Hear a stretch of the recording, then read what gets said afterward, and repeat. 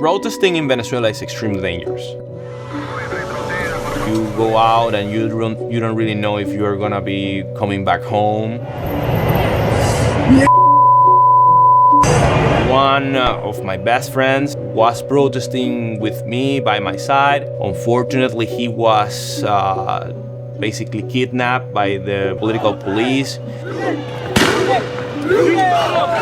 He was tortured on a daily basis. I went into a hiding.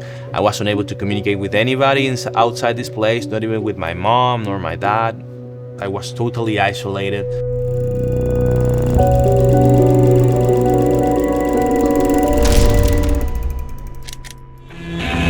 Caracas, the swinging city of Venezuela. All in all, a pretty nice place to be for many reasons. In the 1950s, Venezuela was one of the wealthiest nations in the world. A stable democracy, blessed with the largest oil reserves known to man.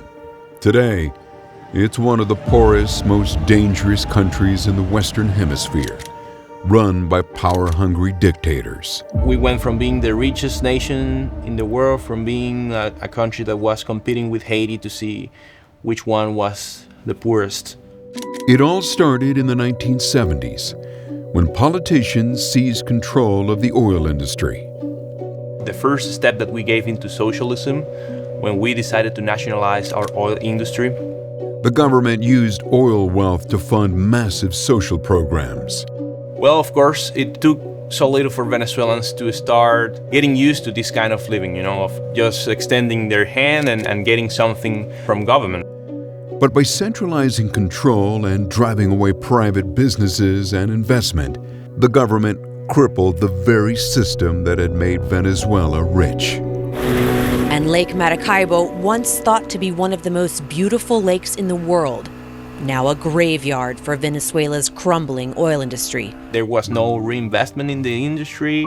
They either spent it all or they steal it, most of it as well, because of corruption was a factor that took place. And we went from being one of the major oil producers of the entire world, from having an industry that is today almost bankrupt. These lines can stretch for miles, snaking through neighborhoods and wrapping around city blocks.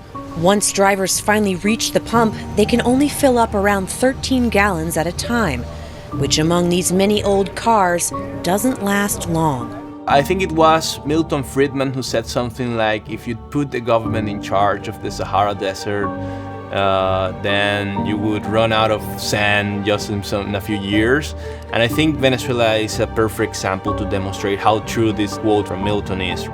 To make matters worse, an oil crisis struck in the 1980s. Venezuela couldn't afford its socialist programs. The only way to do this without the huge oil revenue that they were used to was by, printing more and more money out of nowhere, borrowing more and more money from the international market, and of course, raising taxes. Venezuela started to experience major levels of inflation for the first time in our modern history.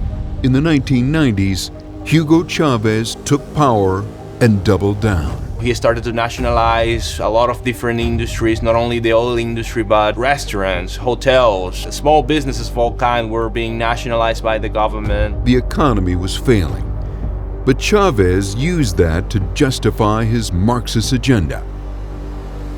He tried to divide the population between poor and the rich. He tried to convince the poor sector of society that the reason they were poor is because there was these people that was rich.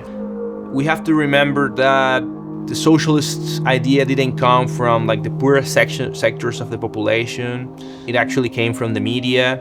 It came from universities. It came from, the political and economical elite.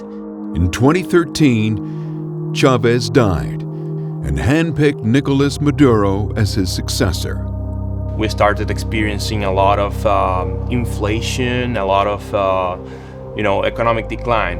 Me and my family went from being part of the middle class to being basically poor. Water supply, electricity was constantly failing. Food it became extremely scarce, and of course it was really hard for us to find basic products. My diet decreased so much, I lost so much weight. Inflation reached the highest levels in the world. Most of your time was spent on trying to just survive. Like, you didn't have time to plan on your future, and to think on your career or stuff like that. No, you were always thinking on the day after, what am I going to eat tomorrow? We need to find water to wash, do laundry tomorrow. In a sense, Hugo Chavez and Maduro in Venezuela, through their socialist experiment, they did manage to create a lot of equality in Venezuela. And if you want everybody to be equally poor, then I guess socialism is the option for you. That they were successful in that regard, but that's not the kind of society that I want to live in. Jorge decided to speak out. I became a law student. I went to law school in Venezuela. Even before that, I was interested in politics, so I started, reading different authors like Frédéric Bastiat or Ludwig von Mises. I started getting involved with different conservative or even libertarian-oriented organizations that were working inside Venezuela and trying to spread the message of capitalism, of free enterprise, of private property. Thousands of people, including Jorge, took to the streets to protest the Maduro regime. Protesting in Venezuela is extremely dangerous. You go out and you don't really know if you're gonna be coming back home. We were a bunch of students, a bunch of kids protesting against the newly elected government of Maduro because, the situation was so horrible. I became extremely afraid of going out, but we kept going out regardless because we knew that the other alternative was probably starvation or losing your life regardless. And then, Jorge's life changed forever. One of my best friends was protesting with me by my side. Unfortunately, he was basically kidnapped by Maduro's political police. He was tortured on a daily basis. I needed to also escape from my house. I went into a hiding and I was in total isolation, meaning that I needed to turn off completely my cell phone. I needed to shut down all of my social media accounts. I was unable to communicate with anybody outside this place, not even with my mom nor my dad. No one.